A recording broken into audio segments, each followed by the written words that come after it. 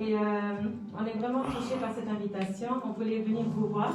On était tellement curieux. On passe des temps de qualité, comme le pasteur l'a dit. Des moments où Dieu nous a parlé, révélé des vérités, des choses qui sont cachées peut-être à l'humain, mais Dieu nous fait découvrir son cheminement à travers des personnes comme vos pasteurs. Donc on peut aussi vous applaudir à eux.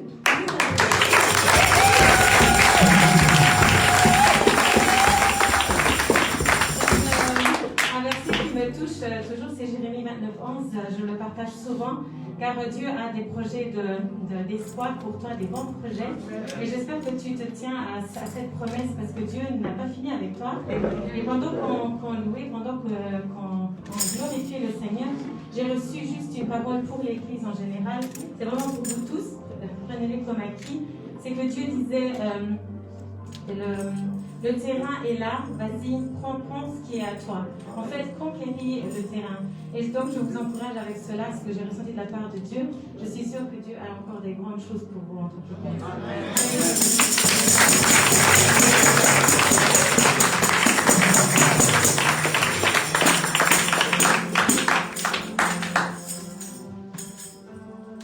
On va pas juste enlever le masque.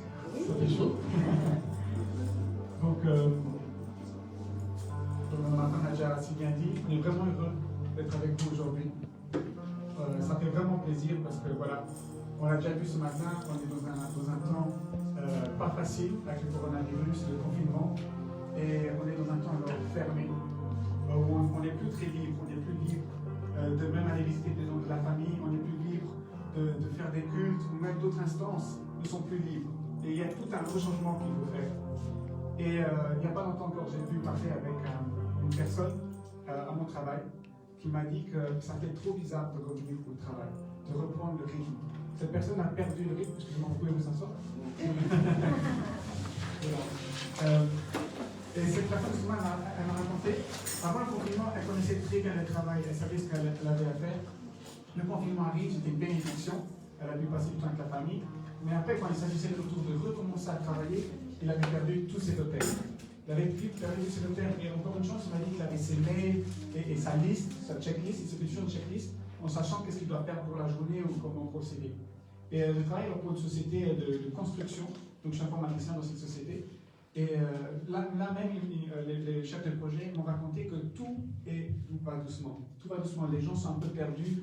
Il faut rappeler les règles de base. Il faut même rappeler des fois certaines règles de sécurité dans leur propre métier qu'ils sont censés savoir. Et ça me fait penser aux disciples de Jésus. Quand Jésus remonte au ciel, on peut lire dans Actes, le chapitre 1 et au verset 11, où il y a Jésus qui donne la dernière mission aux disciples. Alors dit de partir et de faire des disciples, et il monte au ciel.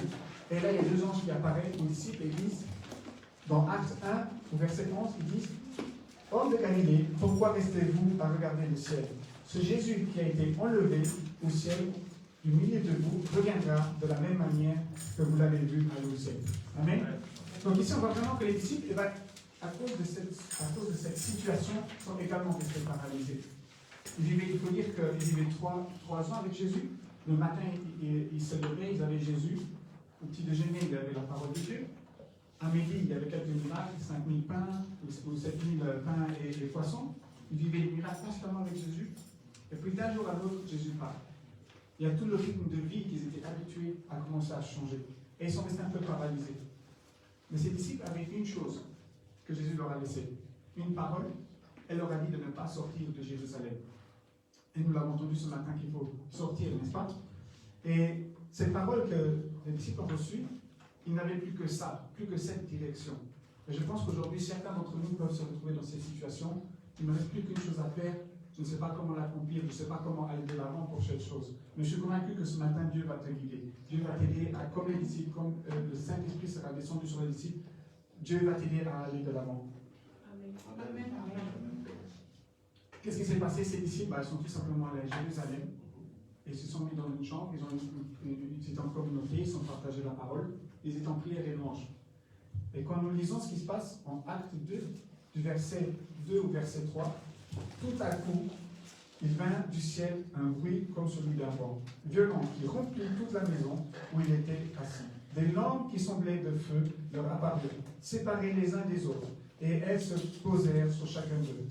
Pour moi, ça c'est vraiment une révélation. Parce que qu'est-ce qui se passe, c'est que les disciples, tout le rythme, toute leur vie qu'ils connaissaient avec Jésus a changé. Mais Jésus leur a dit, il a encore une promesse, un accomplissement à venir. C'est le Saint-Esprit. Alors, ne sortez pas, ne rentrez pas dans le ministère. Ne sortez pas proclamer la parole. Ne sortez pas tout seul, parce que vous devez être encore accompagné par le consolateur. Vous n'êtes pas appelé à vivre seul comme un chrétien. On est appelé à vivre avec Dieu en communauté, en communion. Et c'est ce qui se passe c'est ce qui se passe le jour de la Pentecôte. Les disciples étaient en train de prier et de louer, et c'est là que Dieu se manifeste. C'est là que le Saint-Esprit, la parole de Dieu s'accomplit. Là vient le point maintenant. Pourquoi des langues de feu? Alors je vous rassure, on ne va pas parler du baptême du Saint-Esprit, on va vraiment voir comment on va se laisser guider dans l'esprit. Pourquoi des langues de feu?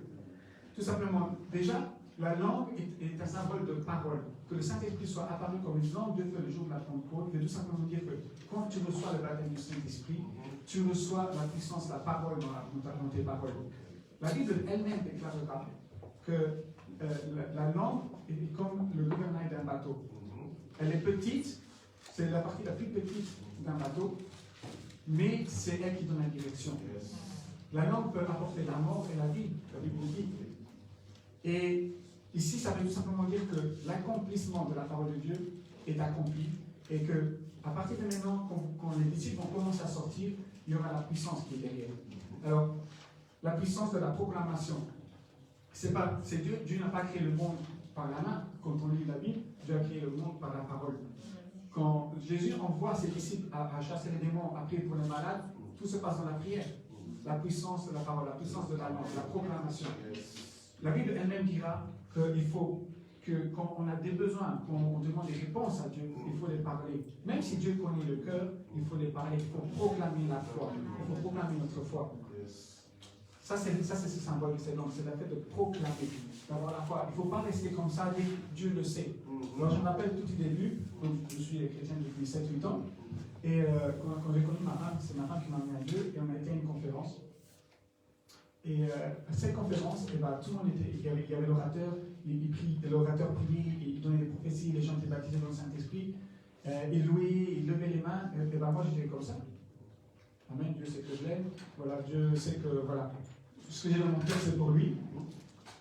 Et de plus en plus, j'étais toujours déçu, parce qu'à un moment donné, l'orateur lui dit, dans ce groupe-ci, il y a des personnes qui seront baptisées dans le Saint-Esprit. Et j'étais content parce que c'est une période où je cherchais le baptême du Saint-Esprit, mais ce n'est pas moi qui ai été baptisé.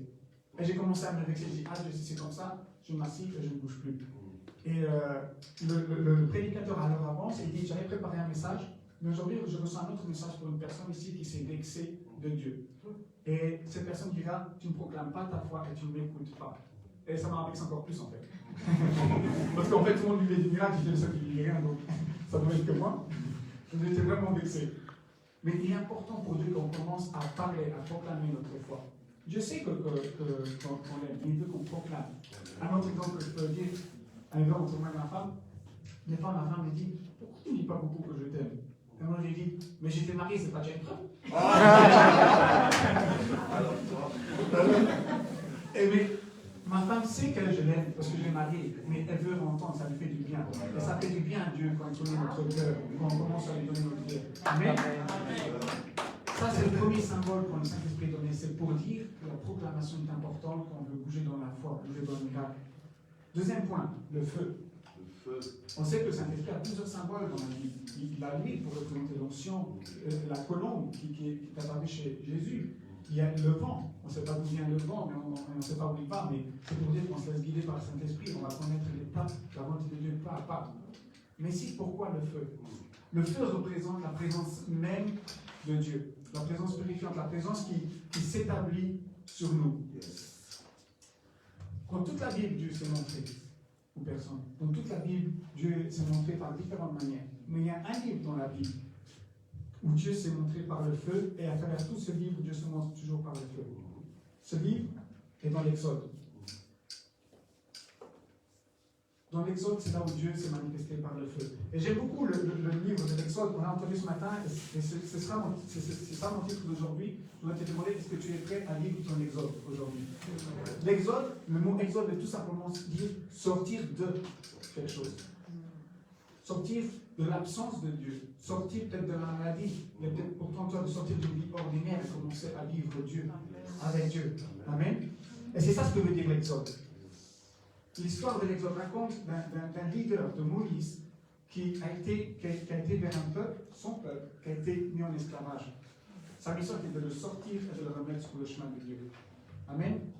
Et c'est ça aujourd'hui. Aujourd'hui, je voudrais vraiment t'encourager à aller vers ton exode. Et nous allons voir 3 points clés aujourd'hui qui vont nous aider, qu'on va prendre de Moïse pour vivre notre exode, pour vivre cette sortie de l'esclavage. Peut-être pendant le confinement, n'est-ce pas, on était en absence d'amour, on était en absence de communauté, absence de célébration, de culte, n'est-ce pas? Et maintenant, il est temps de sortir de cette absence. Il est temps de sortir un peu de la routine, de la perte de vue de Dieu. Donc, maintenant, dans l'exode qu'on va vivre aujourd'hui, il est temps que nous allons et que nous faisons ce pas pour sortir. Comme les Israélites en Égypte, ils ont fait le pas pour sortir de l'Égypte. Et c'est là qu'ils ont commencé à vivre Dieu. Alors, comment ça se passe pour vivre ton exode? C'est ce que nous allons voir aujourd'hui. Alors, je vous invite alors à ouvrir votre Bible. On va alors bien sûr aller à travers le livre de l'Exode. Et je vous invite à lire tout simplement déjà le verset 4, Exode du chapitre 3, verset 4. L'Éternel dit qu'il faisait un détour pour regarder. Dieu l'appela du milieu du buisson en disant Moïse, Moïse. Il répondit, me voici. Alors ici, on est vraiment dans le chapitre où Moïse va recevoir son appel. Et Dieu va se manifester à travers le feu sur un buisson. Qu'est-ce qui se passe du verset 1 à 3? Tout simplement, Moïse voit le buisson qui brûle et se dit, mais qu'est-ce qui se passe là? Le buisson brûle, mais il ne se consume pas, donc il veut se rapprocher. Et c'est en se rapprochant que c'est là que Dieu va l'arrêter, et il va commencer à l'appeler 2 fois par son nom. Et puis, Moïse va tout de suite répondre, me voici. Alors je ne sais pas vous, mais si moi je vois un buisson qui brûle, je ne me pose pas trop de questions, mais si en plus à l'intérieur de ce buisson il y a une voix qui sort, je me pose beaucoup de questions. Je ne vais pas répondre, me voici. Je vais dire, mais qu'est-ce qui se passe ici? On est tous différents, mais moi je vais commencer à me dire qu'est-ce qui se passe. Qu'est-ce qui a fait dire à Moïse de répondre à Dieu, me voici, sans hésiter, sans se poser des questions? Il a dit, me voici. Tout simplement de la manière que Dieu a appelé Moïse. Alors dans la Bible, Dieu il aime bien porter notre attention. Dans la culture biblique, dans la culture qui se passe, c'est que quand Dieu, ou quand vous lisez un nom dans la Bible qui est répété 2 fois, ça a 2 sens. Le premier sens, c'est que Dieu te demande une attention spécifique. Une attention, pas une attention comme par exemple, je vais t'appeler le pasteur Michel. Hey Michel, tu peux venir 1 minute? Je vais dire oui, 1 minute, je finis ce que je fais et puis je viens. D'accord? Ou quelqu'un vous appelle, vous faites quelque chose, vous allez dire ok, je vais venir. Ne vous demandez pas qu'est-ce qui se passe. Mais quand la Bible, quand Dieu appelle 2 fois, ça veut dire que c'est une attention vitale. C'est une attention que quand Dieu va commencer à parler, Moïse n'a pas dit oui, qu'est-ce qui se passe, me voici, qu'est-ce que tu veux savoir? Non, Moïse m'a dit me voici et il a attendu. C'est parce que quand Dieu va commencer à parler, c'est une parole que Dieu va prononcer et qui va s'avérer. Ça peut être un appel, ça peut être une bénédiction, ça peut être même un chemin où est-ce qu'il faut marcher. Ça, c'est un des points, c'est l'attention, c'est que Dieu veut réclamer ton attention. C'est ce qui a fait réagir Moïse. Moïse a dit, ok, me voici, Seigneur, je sais que c'est toi, mon Dieu. Par la suite, ce qui va se passer, c'est que, on connaît la suite, Moïse va commencer à recevoir son appel d'aller en Égypte, retourner en Égypte et libérer le peuple qui est emprisonné. Dieu dit, j'entends les cris et il est temps pour eux de sortir de cette situation. Je t'envoie pour les faire sortir. Et je crois fortement ce matin que Dieu veut t'envoyer, mais tu dois donner l'attention. Dieu ne peut pas bouger, ne peut pas réagir, ne peut pas créer des miracles si tu ne bouges pas, si tu ne portes pas ton attention à Dieu. Un simple exemple, Genèse, chapitre 22, au verset 11. Quand Abraham était prêt à sacrifier son fils, Isaac, il se fait arrêter par Dieu et Dieu lui dira, Abraham, Abraham, tu l'appelleras par 2 fois par son nom, pour qu'il arrête. Abraham a répondu la même réponse que Moïse. Il a dit, me voici. On connaît la suite d'Abraham. La promesse de Dieu va s'avérer et il sera béni. Il aura une descendance qui sera Isaac. Abraham, jusqu'à aujourd'hui, est connu comme en étant le père de la foi. Ce ne sera pas qu'on peut apprendre à appliquer la foi dans n'importe quelle circonstance. C'est son attitude par rapport à Dieu. Il est toujours resté fidèle. C'est l'ami de Dieu. Amen. Genèse 46, chapitre 46, verset 2. C'est Jacob qui reçoit. C'est Jacob où Dieu lui dit, maintenant tu vas prendre tout le monde et tu vas aller en Égypte. Parce que là, ils n'allaient pas s'attraver à un temps de famine. Et Dieu voulait mettre alors tout son peuple, il voulait mettre son peuple, il voulait le protéger de la famine. Aller en Égypte, c'est son abondance. Et les gens pensaient déjà là que Joseph était le fils de Jacob. Joseph était déjà en Égypte et il faisait déjà les provisions. Qu'est-ce que répond Jacob? Voici. Genèse 46, 2. Dieu appellera Jacob 2 fois par son nom pour lui donner un commandement, une direction vitale. Il lui demande son plus grande attention pour lui donner une direction vitale. Puis nous avons vu Moïse lui-même a répondu, me voici, pour son appel. D'accord, une quatrième personne, qui en ce moment, n'est-ce pas, on sait tous que des fois on peut se rapporter à une personne biblique, un personnage biblique, en fonction de nos saisons, de nos vies. Et pour ma part, des fois, j'aime bien me considérer comme le prophète Samuel. Ce prophète Samuel, Dieu l'a appelé par 4 fois. Alors, je vous rassure, 4 fois, ça ne veut rien dire du tout. Ça n'a pas de symbole. C'est juste parce que le prophète Samuel, il était un peu dur d'oreille. Il croyait que c'était en fait le prophète Élie qui l'appelait. Alors, 2 fois, Dieu l'a appelé, qu'il dormait dans une chambre, il n'y avait personne, Dieu l'appelle. Qu'est-ce qu'il fait? Il se lève là dans l'autre chambre et il demande au prophète Élie, est-ce que tu m'as appelé? En pleine nuit. Le prophète Élie se lève et dit, non, je ne t'ai pas appelé, retourne te coucher. Par 2 fois, il a fait ça. Samuel, va chez lui. Est-ce que tu m'as appelé? Non, je ne t'ai pas appelé. Retourne à ton poste. Retourne dormir. Et c'est que après la 3e fois où le prophète Élie va comprendre que Dieu est en train d'appeler le prophète Samuel. Alors des fois, je me sens des fois que Dieu va me répéter les choses. Et je ne sais pas c'est qui se trouve dans la même situation aujourd'hui, mais des fois, Dieu doit répéter simplement. Ce qui est important, c'est de comprendre ce que Dieu veut nous dire aujourd'hui. De comprendre l'attention qu'il nous demande, ce qu'il nous demande. Qu'est-ce qui va se passer par la suite avec le prophète Samuel? C'est ça, le prophète qui va bénir David. Ce sera un des prophètes qui va relier le lien entre Dieu et le peuple et qui va bénir le 2e roi d'Israël, qui sera David. Avant, il y avait Saül, après, il y aura David. Donc, on voit ici déjà, notre premier point dans cette première clé, c'est est-ce que tu sauras dire me voici à Dieu? Est-ce que tu pourras donner toute l'attention à Dieu? Tout ce qui est en toi, tu pourras le donner à Dieu. Et dire simplement à Dieu me voici, parle parce que je voudrais te servir. Dieu n'a pas besoin de la difficulté, Dieu n'a pas besoin de ton passé. Dieu te connaît parce qu'il t'appelle par ton nom. Alors, un simple témoignage, maintenant ça remonte à déjà à 4 ans, mais quand on devait aller à l'école biblique, ma femme, on venait tout juste d'acheter une maison. Et ma femme m'a dit, oh, chérie, je ressens que cette maison, ce sera vraiment pour financer notre parcours à l'école biblique. Et moi, je dis, non, moi, je ne vais pas aller à l'école biblique. Moi, je suis bien dans ma maison, maintenant on est en travaux, on finit. Mais j'ai toujours gardé ma relation avec Dieu. Tous les soirs, je rentrais et je me prenais 30 minutes pour prier avec Dieu.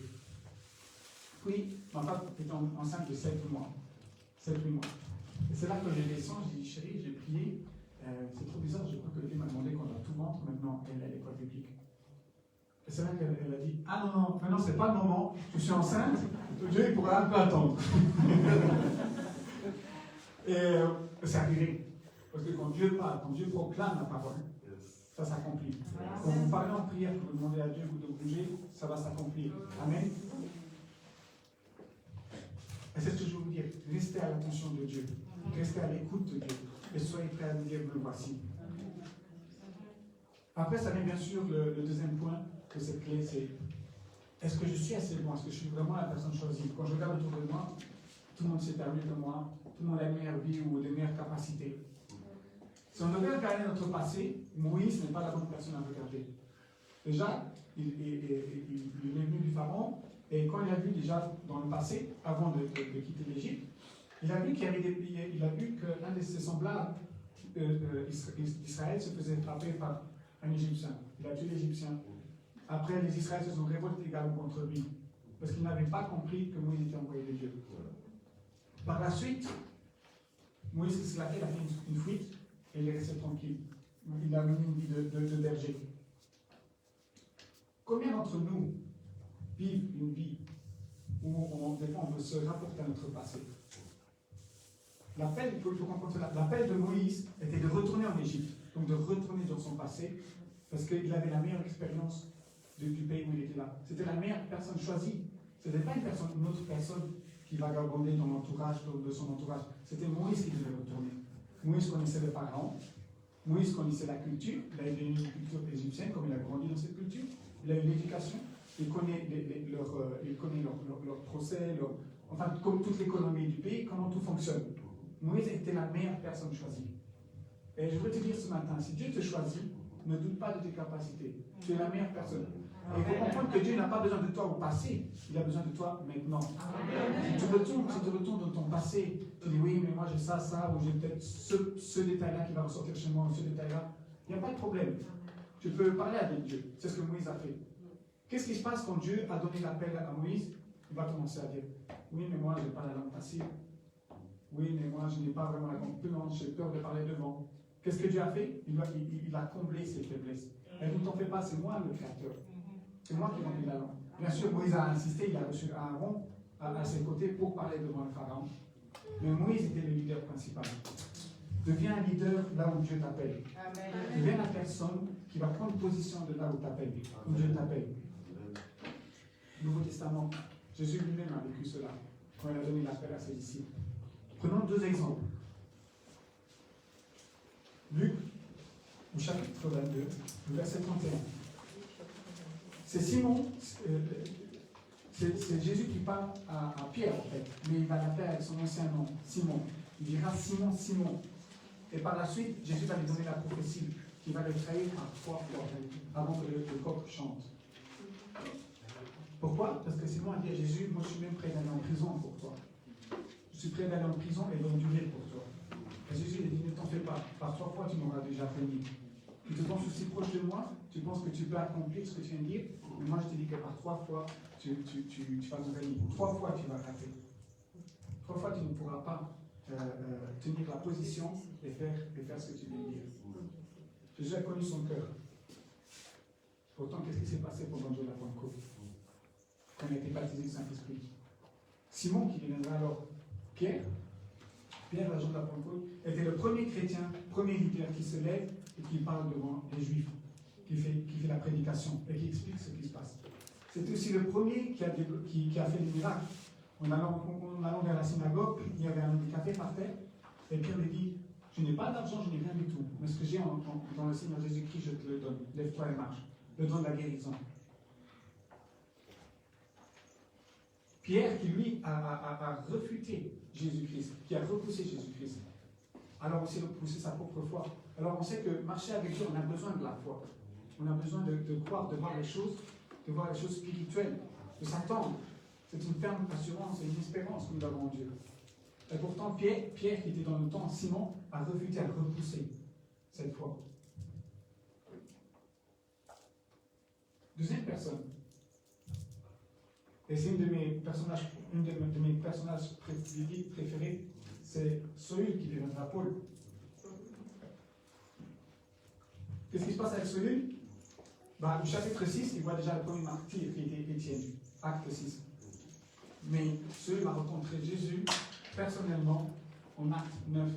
Il sera sur la route de Damas. Saül aura reçu le commandement, le droit, le permis de tuer tous les chrétiens, d'oppresser les églises, les chrétiens. Il était alors sur la route de Damas parce qu'il avait entendu que là où il y avait beaucoup de chrétiens, et il y allait pour les tuer. Qu'est-ce qui se passe? Jésus apparaît et il dit Saül, Saül, il l'appelle par 2 fois par son nom. Comme Simon, Jésus a appelé 2 fois. Et il va lui révéler une vérité. Pourquoi tu martyrises mes frères et sœurs? Et Saül, qu'est-ce qu'il a fait? Qui es-tu, Seigneur? Et Jésus lui a commencé à expliquer. Et c'est à partir de là que Saül a eu la transformation. C'est à partir de là que Saül n'était plus resté Saül, mais il a changé l'intérieur. Il est devenu Paul. Paul, qui aura écrit pratiquement la moitié, c'est pas les 3/4 du Nouveau Testament. Alors si tu es Simon, si tu es un Simon qui a repoussé Dieu, qui a repoussé la foi chrétienne pendant un temps, ne t'en fais pas, ce n'est encore toujours pas une excuse, parce que Pierre est devenu un pionnier. Et si tu es un Paul, j'espère qu'il n'y a pas de meurtre ici, Si tu es comme Paul, ou tu es arrivé presque à la direction de meurtre, ou si tu, on va éviter ça, mais si tu es arrivé à des choses graves dans ta vie, c'est aussi pas une excuse.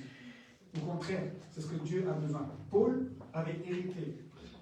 Paul n'était pas une simple personne comme ça. Paul faisait partie de l'élite. Il faisait partie du cercle des prêtres, et il faisait partie de l'élite. Il connaissait toute la culture juive, tout le Dieu, tout l'Ancien Testament. Et une fois qu'il a été touché par le Seigneur Jésus, où est-ce qu'il allait prêcher? Il allait dans les synagogues. Là, il y avait les Juifs qui ne comprenaient pas le Christ. Mais par la suite, il allait aussi à l'extérieur. Paul, c'est une des premières personnes qui n'est plus restée en Israël, mais qui a été jusqu'au bout du monde, comme le commandement de Jésus. Comme Jésus nous l'a commandé dans Matthieu 28. C'est pour ça que je veux t'encourager. Ton passé n'est pas une excuse pour ne pas servir Dieu. Justement, ton passé va t'aider à servir Dieu. La connaissance que tu as acquis, ton expérience, ça va t'aider à servir Dieu. Si tu te sens comme un Simon, ne t'en fais pas. Reviens vers Jésus. Refais simplement le pas. Demande simplement pardon et reviens simplement vers lui. Tu vas devenir un pionnier. Et si tu penses que tu es comme un solide qui n'a pas fait de bonnes actions, ne t'en fais pas non plus. Ce ne sera toujours pas une excuse. Comme je l'ai déjà dit auparavant, Dieu n'a pas besoin d'excuses, il a besoin de toi aujourd'hui. Comme tu es aujourd'hui, il a besoin de ton expérience, de qui tu es aujourd'hui. Qu'est-ce qui va faire que toutes ces personnes, que ce soit dans l'Exode, Moïse, ou que ce soit dans le Nouveau Testament, tous les disciples, vont pouvoir accomplir les miracles, vont pouvoir marcher, sortir. Il se passe après le baptême du Saint-Esprit que les gens commencent à sortir et à proclamer la puissance de Dieu. C'est simplement l'obéissance et être sensible au Saint-Esprit. Alors on le sait tous, maintenant on va voyager. Après Exode 3, on sait que voilà, Moïse, il a été en Égypte, il a affronté le Pharaon, il y a eu les 10 malheurs, 9-10 malheurs, puis le peuple est sorti, il a été guidé, et ils arrivent devant la mer Rouge. Exode 14. Cet épisode se passe dans Exode 14. Et c'est ça la deuxième clé que nous allons voir aujourd'hui. Être sensible à Dieu, se laisser guider par Dieu. Dans Exode 14, donc vous pouvez lire que les Israélites arrivent avec tout leur bagage. Ils arrivent devant la mer et il n'y a plus de chemin. Mais qu'est-ce qui se passe derrière? Il y a les Égyptiens qui arrivent. Les Égyptiens arrivent et ils veulent justement tuer les Israélites à cause de tout ce qui s'est passé en Égypte. Verset 12, les Israélites ont commencé à se plaindre vers Moïse et c'est des cris de peur. Donc les Égyptiens sont là. Pourquoi Moïse nous a fait bouger?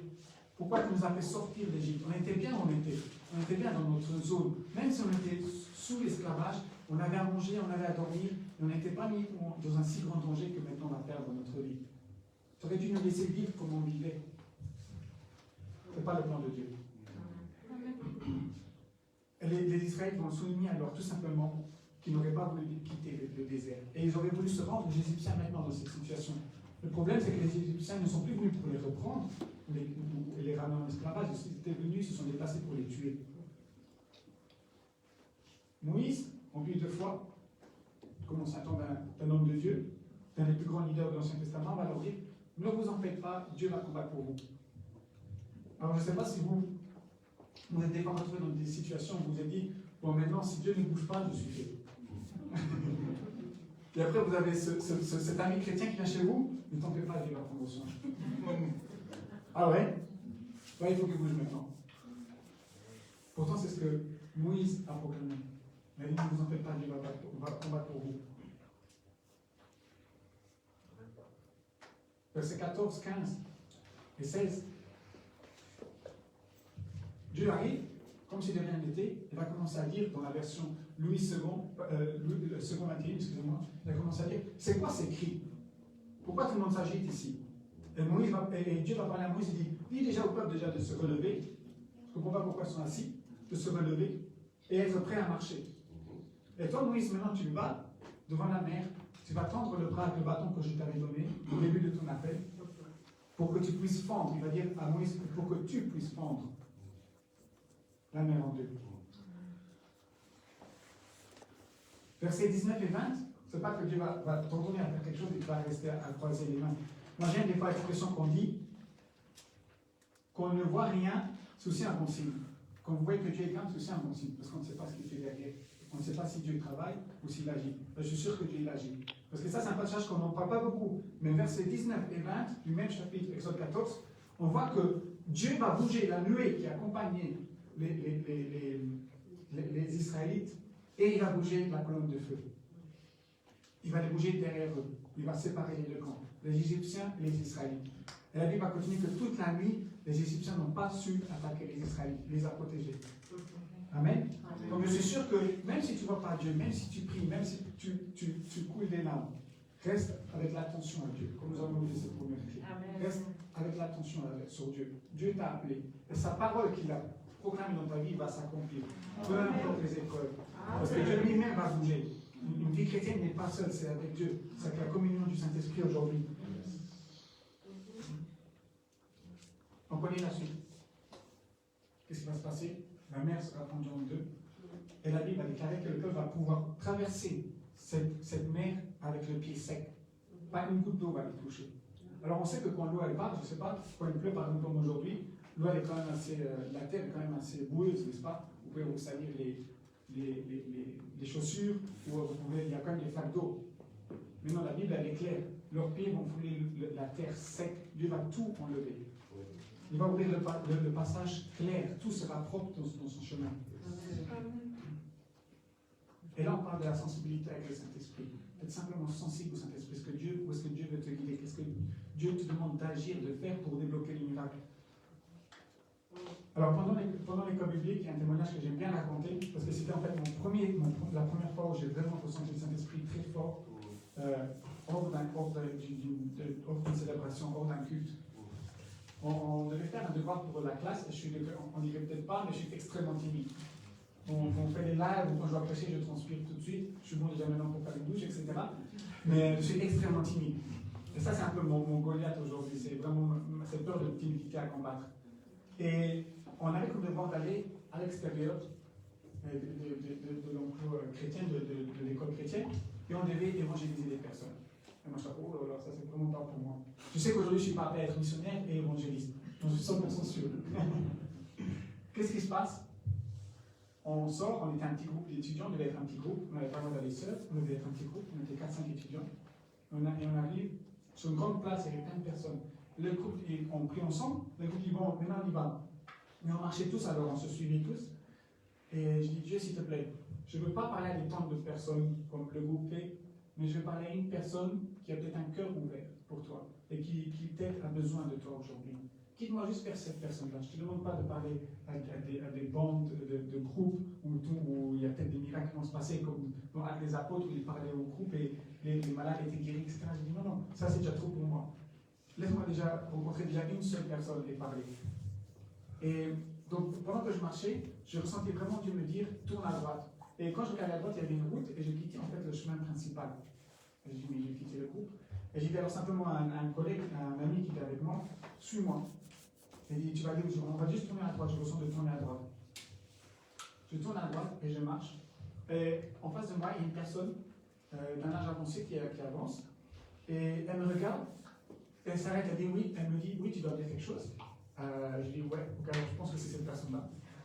Et je dis, oui, est-ce que je peux vous parler de simplement Dieu? En fait, je vais simplement s'asseoir avec vous, voilà, je suis dans une école biblique, et je voudrais vous parler de Dieu. Et elle me dit, d'accord, mais tu sais que j'ai travaillé dans le département de recherche d'Allemagne, je suis un scientifique mentionné, etc. Et dit, ah bah tant mieux, moi je suis informaticien. Alors, ce qui s'est passé, c'est qu'on a pu alors parler bien sûr de certaines théories qu'on va passer aujourd'hui, mais on a parlé simplement de certaines théories de la création du monde, des valeurs mathématiques, etc. Et de fur et à mesure, de fil en aiguille, quand on discutait, on a commencé à arriver vraiment dans le nucléo. Et cette personne a commencé à me dire vraiment qu'elle était chrétienne, mais elle a quitté l'Église à cause d'une blessure de l'Église, que l'Église lui a fait. Elle avait toujours la foi en Dieu, mais elle a quitté l'Église. Et je ne savais pas trop quoi dire, j'ai dit écoutez, ce qui est important c'est que vous restez rattaché à Dieu. Bien sûr, l'Église va vous aider à vous nourrir, à grandir. C'est à l'Église que Dieu agit, il a donné les dons spirituels pour l'Église, les prophéties, les miracles. C'est en premier pour servir dans l'Église même. Mais Dieu, je suis convaincu que Dieu va commencer à vous réutiliser. Alors, avant qu'on se quitte, parce que vous m'avez dit que vous devez partir maintenant, est-ce que je peux prier pour vous? Il m'a dit oui, tu peux alors prier pour moi.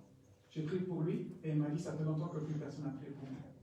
Et c'est avec ce témoignage que je voudrais vous dire, soyez sensibles au Saint-Esprit. Demandez simplement au Saint-Esprit de vous guider. 2 Corinthiens 13, c'est la bénédiction de l'apôtre Paul qui donne à l'église de Corinthe. Il va finir avec ces mots, que la communion du Saint-Esprit soit avec vous. Dans le sens grec, la communion du Saint-Esprit veut tout simplement dire échanger les pensées, discuter, parler. Acte 13. C'est là où l'apôtre Paul va recevoir enfin son appel. Il aura été baptisé du Saint-Esprit. Et il était dans l'église et l'église priait et jeûnait. Et tout d'un coup, le Saint-Esprit se manifeste. Et il dit, mettez-moi Paul et Barnabas à part pour le travail que je leur ai réservé. C'est ce que l'église va faire. Moi, les mettre à part, ils vont prier pour eux, ils vont les bénir. Acte 16. Alors on peut dire que le ministère ne commence pas trop fort, ils sont déjà bloqués par le Saint-Esprit même. Ils voulaient rentrer dans un village, ils voulaient rentrer dans un pays pour évangéliser, proclamer la parole de Dieu. Et alors le Saint-Esprit va leur dire par 2 fois non. Mais non, vous n'allez pas là. Comment? La parole de Dieu n'est pas pour tout le monde. Oui, la parole de Dieu est pour tout le monde. Mais Dieu a son temps d'agir. Et il faut être dans les temps de Dieu. Il faut être sur sa volonté. C'est à partir de là qu'on va commencer à vivre vraiment Dieu fortement. Je suis vraiment persuadé. Ce qui va se passer par la suite, c'est que l'apôtre Paul il va se coucher avec Barnabas, il reste tranquille, il prie un peu, il loue un peu. Qu'est-ce qui se passe? L'apôtre Paul va recevoir une vision pendant la nuit. Et il va avoir un Macédonien qui va lui dire, au secours, viens chez nous, on a besoin de toi. Et là, l'apôtre Paul a su le prochain pas de foi qu'il devait faire. Il devait aller en Macédonie, merci. Je vais aller en Macédonie. Mais il devait aller en Macédonie pour apporter la parole. Et c'est à partir de là qu'il y a un nucléo qui s'est créé et les premiers chrétiens ont commencé à venir. Deuxième témoignage que je peux vous raconter. Ma femme et moi, nous avons fait un voyage missionnaire et on est allé en Éthiopie. Et donc pour moi, c'était tout nouveau, je n'étais jamais en Afrique. Et même la culture et tout, je trouve que c'est trop cool comment ils roulent avec les petites motos.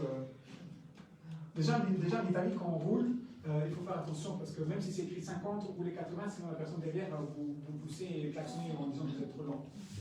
Mais en Éthiopie, alors là, j'en ai plus, je me serais écrit en Italie. Et nous étions en Éthiopie, nous étions avec un responsable. Voilà. Avec un responsable, et en fait, notre mission serait d'aller plus à l'intérieur de l'Éthiopie pour aller rendre visite à l'école et reconstruire les bancs, remettre l'école un peu en état. Et nous étions sur le chemin, nous avons roulé 3 heures. Et ce qui se passe, c'est que tout d'un coup, là, c'est en février, il y a eu un push du peuple vers le gouvernement. C'est-à-dire que le peuple se révolte et veut faire tomber le gouvernement.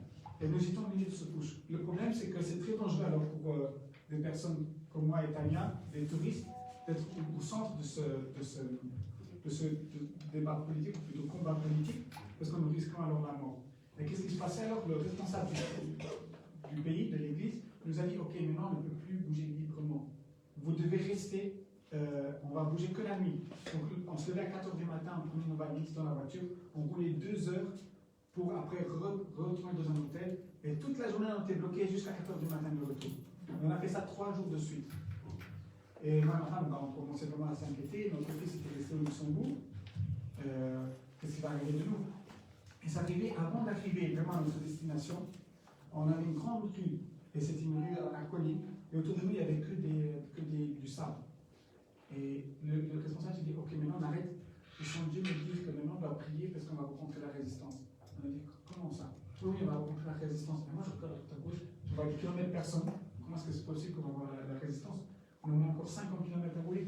Non, on prie. Alors on a prié en langue, on a loué Dieu. Et puis après 10-15 minutes, on a continué le chemin. Même pas après 10 km, on a rencontré la résistance. Les personnes ont essayé d'ouvrir la voiture, ils nous ont dit qu'on ne passera pas, qu'il faut sortir de la voiture. Et le responsable nous a dit, vous ne les écoutez pas, vous restez dans la voiture, sinon ils vont commencer à nous dévaliser et après tuer. Et on a vraiment eu peur. Et le responsable a dit, alors il y a eu une discussion dans leur langue que je n'ai pas compris. Et le Saint-Esprit ne m'a pas donné l'interprétation. Mais en tout cas, on a pu arriver à destination. Tout s'est bien passé.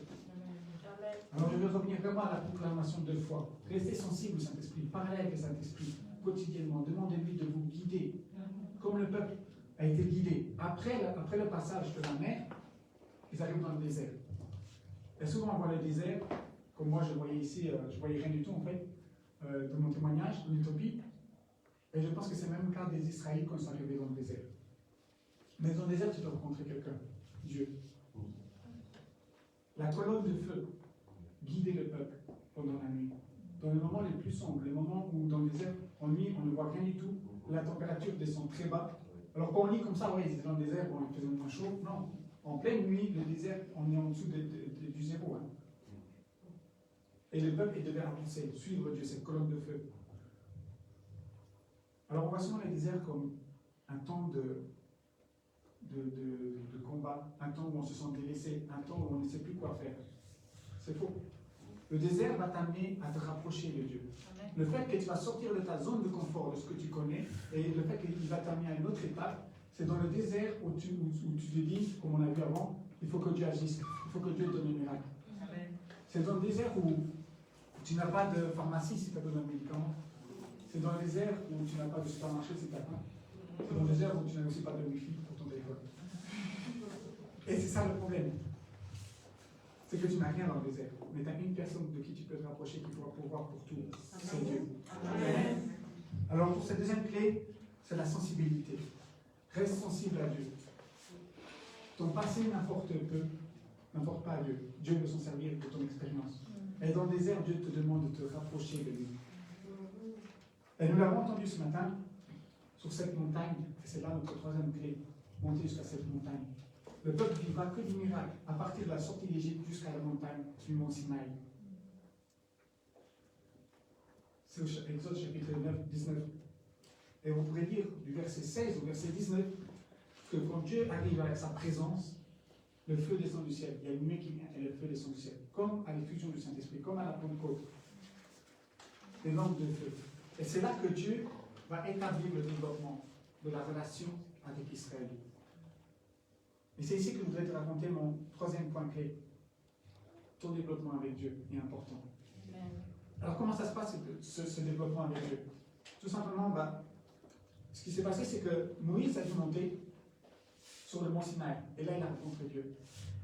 Et Dieu a commencé à lui parler. C'est là que Moïse a eu les tablettes de la loi. C'est là que Moïse a eu les prescriptions, comment se comporter, qu'est-ce qu'il fallait faire, les rituels, les prières, voilà. Tout simplement le comportement, comment être avec Dieu. Et moi, j'aime bien le dire, la loi, je trouve que c'est un bon pédagogue. Il nous aide à guider, à savoir du bien et du mal. Il nous aide à avancer. Mais la loi n'efface rien. C'est Jésus qui efface. C'est la mort de Jésus sur la croix qui efface nos péchés, qui nous remet à zéro, c'est son sang. Et dans l'Ancien Testament, il n'était pas libre. Il n'y avait que Moïse qui pouvait être vraiment proche de Dieu. Les Israélites, non. Ils devaient se fier sur la parole de Moïse. Ce qui est beau à voir, c'est que même après avoir reçu tout cela, toutes les lois, toutes les prescriptions, tout ce que Dieu demande en fait pour avoir une relation parfaite, parfaite entre guillemets, mais une bonne relation avec lui, Moïse a quand même parlé à Dieu et va lui déverser son cœur. En Exode, au chapitre 33. Il va lui dire en fait à Dieu, écoute Dieu, tout ce que tu m'as donné, c'est bien. Mais n'oublie pas une chose, ce n'est pas mon peuple, c'est ton peuple. Pour dire Dieu, je vais accomplir ton appel, j'accomplis ta parole, ce que tu me demandes de faire. Mais n'oublie pas que tu es aussi le responsable. Et il va continuer à lui dire, Dieu, si tu n'es pas avec moi quand je quitte cette montagne, ne la fais même pas quitter. Et là, on voit vraiment le cœur de Moïse. Il a dit, je ne pourrai pas arriver à avancer tout seul. Tu dois avancer avec moi. Et Dieu va lui dire, je serai devant toi et même derrière toi, parce que tu me l'as demandé. Et le développement avec Dieu dans notre vie chrétienne, notre marche pour vivre notre exode, c'est déjà le premier pas de demander à Dieu. Oui, Dieu sait. Non, nous l'avons au début. Commence à proclamer tes besoins. Commence à proclamer ce que tu t'attends de Dieu. Tu dois avoir des attentes. C'est ça la foi. Tu dois avoir des attentes. On ne s'est jamais posé la question, je me suis déjà posé cette question. Pourquoi est-ce que dans les conférences, il y a plus de miracles que le dimanche à l'église? Pourquoi est-ce qu'on fait des grandes conférences quand il y a une certaine personne qu'on sait qu'il a déjà un ministère approuvé, on sait que quand on va chez cette personne, quelque chose va se passer. Ce n'est pas la personne qui va le créer, c'est vous-même. Parce que vous avez cette attente. Vous savez quoi? Imaginez si on vient tous les dimanches, on a l'attente de rencontrer Dieu ce matin. Qu'est-ce qui va se passer? On aura la même atmosphère que dans la conférence. Laissez-moi vous donner une petite parabole, c'est une histoire réelle de la Bible, mais comment ça s'est passé? C'est cette femme, je ne sais pas si vous l'avez entendu, cette femme qui saignait pendant 12 ans et qui a été en fait vers Jésus. Si vous lisez attentivement l'histoire, elle est dans les 3 évangiles, Matthieu, Marc et Luc, et cette femme arrive près de Jésus. Elle sait qu'elle a entendu parler de Jésus, parce qu'elle a pris connaissance, donc elle arrive là où Jésus est, et puis elle se dit, si seulement je touche juste le bas de son manteau, alors je serai guéri. Imaginez jusqu'où elle est sa foi. Sa croyance, c'est qu'elle attendait de Jésus. C'est la première fois, c'est un des seuls miracles dans la Bible où Jésus n'a pas dû prier, où Jésus n'a pas dû imposer les mains, ou comme avec l'aveugle où il allait prendre la terre, cacher dans la terre et mettre sur les yeux. D'accord? C'est le seul miracle dans la Bible où que la foi a été déclenchée par cette femme. C'est sa foi. Jésus lui dira, c'est ta foi qui t'a sauvé. Amen. Alors je voudrais vous encourager pour cette 3e clé. Quand vous vous levez le matin, attendez-vous à Dieu. Attendez-vous à ce qu'il se passe quelque chose. Attendez-vous à ce qu'il prie, qu'il réponde à votre prière. Amen. Amen. Amen. Amen. 2e point, Dieu est là pour vous aider. On ne vit pas seul. On l'a vu, pour vivre notre exode. Pour sortir de notre solitude. Sortir de notre manière de penser quotidienne. Si tu penses toujours la même chose, il n'y a rien de miraculeux qui va arriver. Parce que si tu vis toujours ta vie comme tu la vis, comment tu peux t'attendre à Dieu? Il n'y a rien qui change. C'est-à-dire qu'il te manque quelque chose. Il faut que tu rechanges ta pensée de faire, ta manière de faire, ta manière d'agir. Amen. Dieu veut t'aider. Luc 10, verset 41 à verset 42. C'est en fait Jésus qui enseigne ses disciples, et il y a Marc, la sœur de Marie, et Marc elle est en train de préparer le manger, les toilettes et tout. Et Marie, elle écoute Jésus. Et ce qui va se passer, c'est que Marc a commencé à se plaindre vers Jésus. Jésus, excuse-moi, mais je suis en train de tout faire. Et Marie, je sais que c'est ta maman, mais Marie doit aussi m'aider. Dis-lui alors de venir m'aider, de me donner un coup de main dans mes tâches quotidiennes pour vous. Qu'est-ce que Jésus va répondre? Verset 42, 41 à 42, excusez-moi. Luc, chapitre 10. Marthe était attirée aux nombreuses tâches du service. Elle se vint et dit, Seigneur, cela ne te fait-il rien que ma sœur me laisse seule pour servir? Dis-lui donc de venir m'aider. Jésus lui répondit, Marthe, Marthe, elle parle 2 fois. Tu t'inquiètes et tu t'agis pour beaucoup de choses. Le point que je veux vous donner ici, c'est que Jésus va lui révéler une réalité spirituelle. C'est qu'il dit, ce que Marie fait, ça c'est la bonne chose à faire, de se nourrir de la parole de Dieu pour redonner. On ne peut pas donner ce qu'on n'a pas reçu de Dieu. Ici, où je voudrais vous attirer votre attention, c'est le verbe aider, que Marc demande à Jésus de venir aider. Le verbe aider, il est utilisé que 2 fois dans la Bible, au sens grec. Le verbe aider, ça ne veut pas dire, comme on demande à un collègue, viens m'aider à prendre cette valise, parce qu'on n'a pas assez de force, alors c'est le collègue qui va prendre la valise vers lui et il va faire lui la tâche. Non, non, non. Ici, le verbe aider, ça veut dire se tenir tout au long de l'épreuve, tout au long de l'histoire, et il sera toujours à côté. Il n'y a pas de tête juste pour cette tâche, mais je vais t'aider tout au long. Il n'y a pas de fin. Vous pourrez trouver cette deuxième demande dans Romains.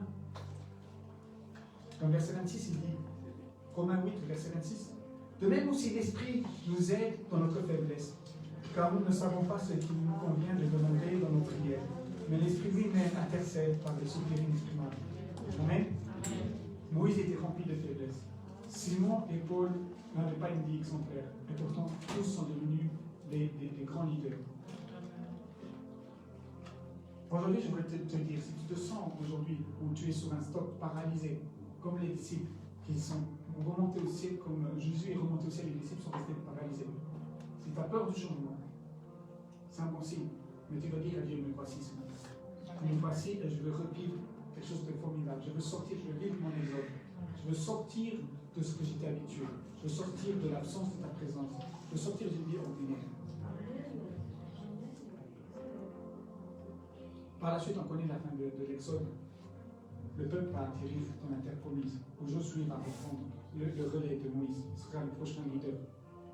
Et Dieu lui dira, sois rempli de courage, et va de l'avant. Et c'est ce que je voudrais te dire aujourd'hui. Tu n'arrives pas à destination. Ce qui est important avec Dieu, dans sa relation, dans ton exode, c'est que tu marches, tu ne t'arrêtes pas. Tu prennes le choix d'avancer. Alors je voudrais t'appliquer ce matin, si tu as besoin de prière, si tu penses que tu es comme Paul, comme Simon, ou Pierre, si tu penses que tu es comme Moïse, rempli de faiblesse, Dieu veut t'aider dans cette faiblesse. Dieu veut t'aider tout au long de cette marche avec toi aujourd'hui. Et il ne va pas t'aider juste pour une tâche, il va t'aider pour le reste de ta vie. Pour toutes les tâches que tu as besoin dans ta vie, Dieu veut t'aider. Amen. Donc si tu as besoin de prière, n'hésite pas à venir pour qu'on puisse prier pour toi.